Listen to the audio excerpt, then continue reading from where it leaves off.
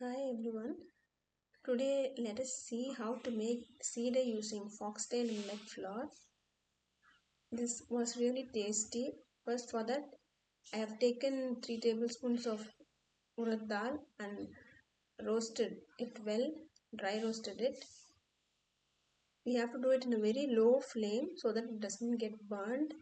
But you have to roast it till the color changes. It becomes light brown in color and a nice aroma also comes.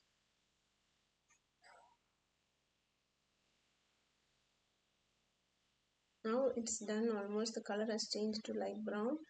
Now we have to set it aside, allow it to cool, and then we need to grind it into fine powder.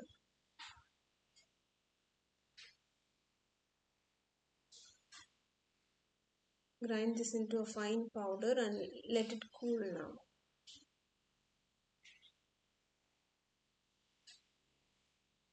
Now take 1 cup of foxtail millet flour and dry roast it. This also should be done in a very low flame. Keep stirring in between so that it doesn't get burnt and it is roasted evenly. This flour also changes color slightly. Be careful not to burn it. If the flour burns, the taste of the seedai will become different. It will not be good.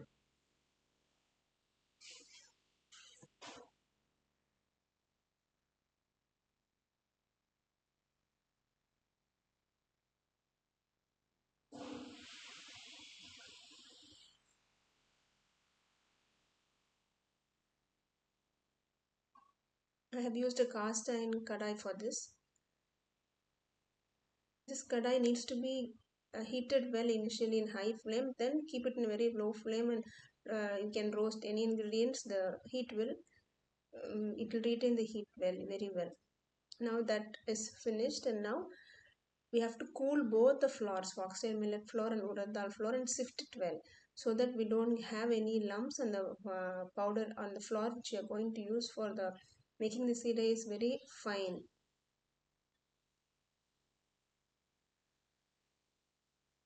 I have sifted using a fine sieve. Both the flours separately I have sifted, and you can discard the lumps which you have. So you will get a very fine powder after sifting. Now we have to mix all the ingredients which I have mentioned in the screen together. The urad dal flour 2 tablespoons.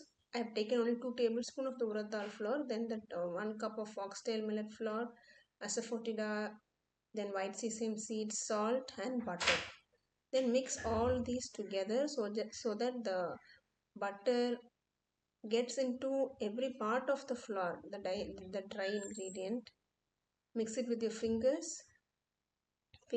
You have to mix it so that the butter gets into every part of the flour. Now sprinkle water, don't pour water, because if it becomes more, the you will not get the right consistency of the dough to make balls.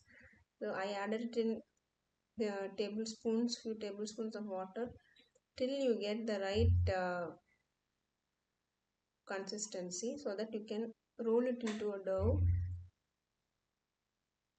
Now the flour is getting together. It is starting to form a dough, but it needs a little bit more of water. Now it's fine. It has reached the right consistency. Now you can roll it into a dough.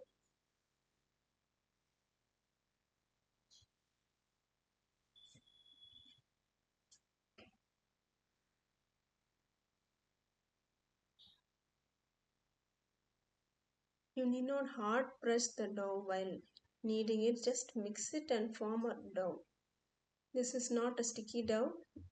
This is the right consistency. Now take a little bit of the flour between the two index finger and the thumb and make very small balls.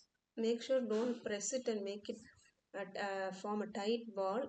Let there be little cracks in the ball, that's fine, so that you get the when you fry it, there are no cracks in it. This is the balls which I have made.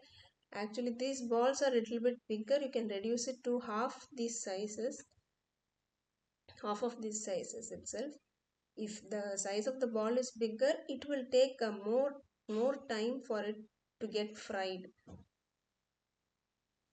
In a kadai, I have heated oil in a high temperature and then reduce the flame to a low flame, and I have added all the balls and fry it till it is cooked and it becomes crispy.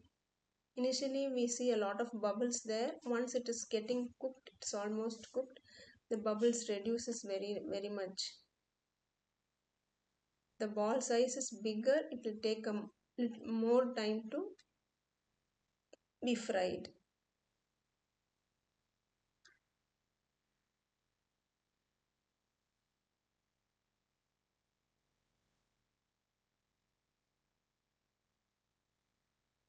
The bubbles are yet to settle. Now it's almost done. Bubbles have settled and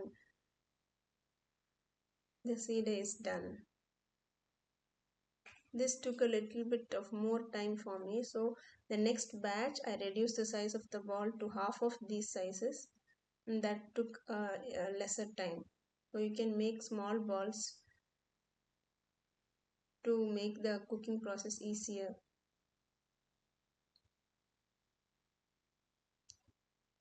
These are the smaller balls which I made during the second time.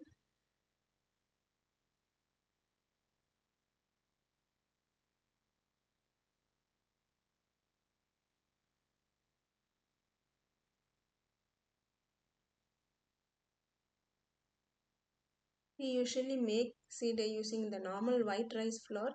I tried it with the Foxtail Millet flour. It was really delicious and the taste was good. Do try it and let me know. Thank you.